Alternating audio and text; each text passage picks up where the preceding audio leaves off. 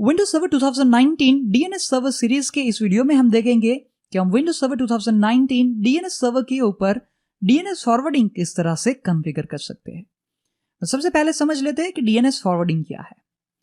DNS forwarding का meaning यह है कि अगर आपका डीएनएस सर्वर कोई भी क्वेरी को रिजॉल्व नहीं कर पाया तो वो दूसरे डीएनएस सर्वर की हेल्प ले, और जब आप ये सेटिंग्स कॉन्फ़िगर करोगे आपके डीएनएस सर्वर के ऊपर तो हम उसे कहेंगे डीएनएस फॉरवर्डिंग।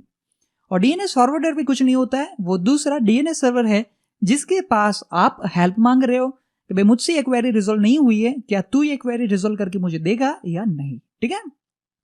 अब विंडोज सर्वर 2019 के अंदर हमने पिछले वीडियो में देखा कि किस तरह से डीएनएस सर्विस इंस्टॉल और कॉन्फ़िगर कर सकते हैं।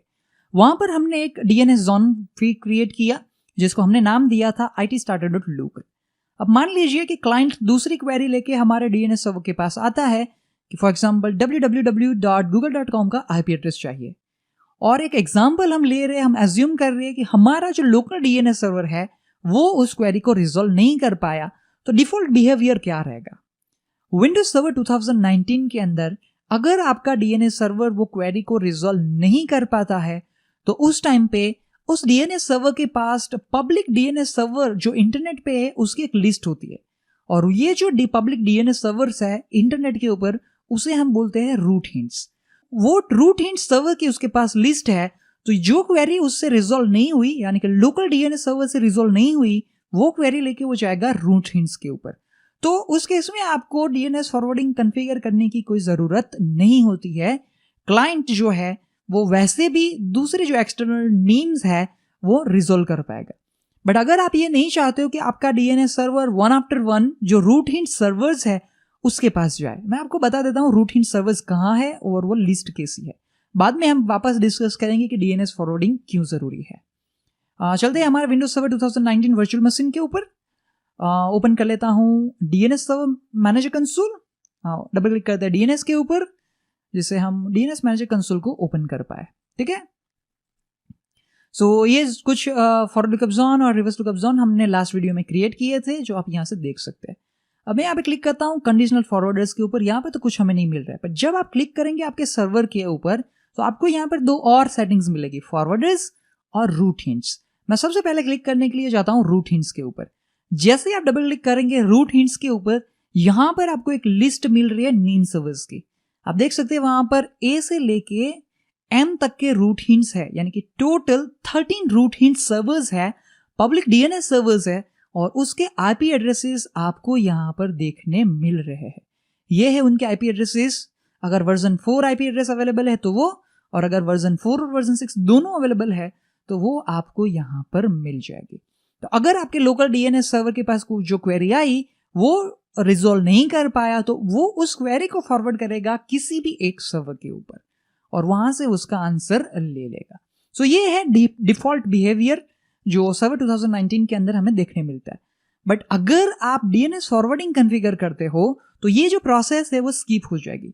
अगर आपके डीएनएस के पास जो क्वेरी आई है उसे वो रिजॉल्व नहीं कर पाया तो सिंपली उस क्वेरी को फॉरवर्ड कर देगा दूसरे डीएनएस सर्वर के पास जिसे आपने एज कॉन्फ़िगर किया है फॉरवर्डर।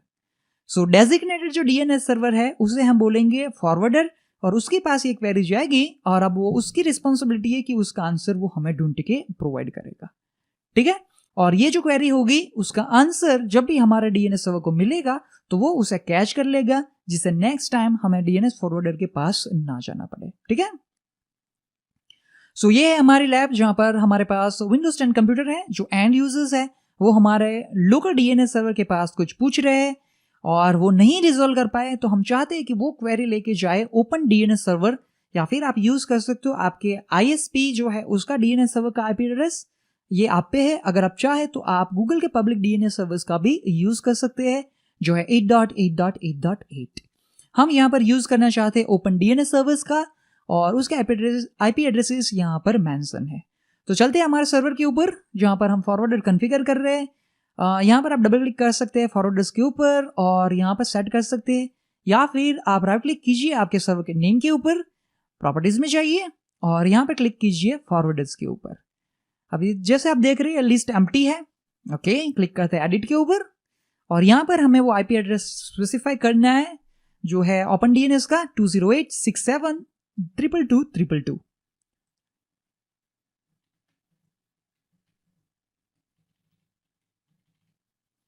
ओके, एंटर की प्रेस कर रहा हूं और आईपी सक्सेसफुली ऐड हो चुका है। अगर आप दूसरा आईपी एड्रेस ऐड करना चाहें तो भी पॉसिबल है। आप मल्टीपल फॉरवर्डर्स भी कॉन्फ़िगर कर सकते हैं। क्या है वेब एड्रेस? 20867220220।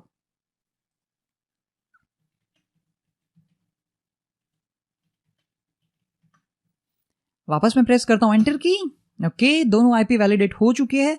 वैलिडेशन का मीनिंग ये है कि क्या उस आईपी एड्रेस के ऊपर डीएनएस सर्विस चल रही है या नहीं चल रही है। क्लिक करते ओके के ऊपर, क्लिक करते अप्लाई और ओके। अब एक और सेटिंग थी, मैं दिखाना जल्दी में भूल गया। फॉरवर्डर्स, यहां पर आप देख रहे हैं कि बाय डिफॉल्ट जो क्वेरी आपके डीएनएस सर्वर के पास आई वो रिजॉल्व नहीं कर पाया तो वो जाएगी फॉरवर्डर्स के पास। बट इन केस अगर फॉरवर्डर्स का कांटेक्ट नहीं हो पाया और वो अवेलेबल नहीं है, उस टाइम पे क्या हम रूट हिंट्स का यूज कर सकते हैं या नहीं।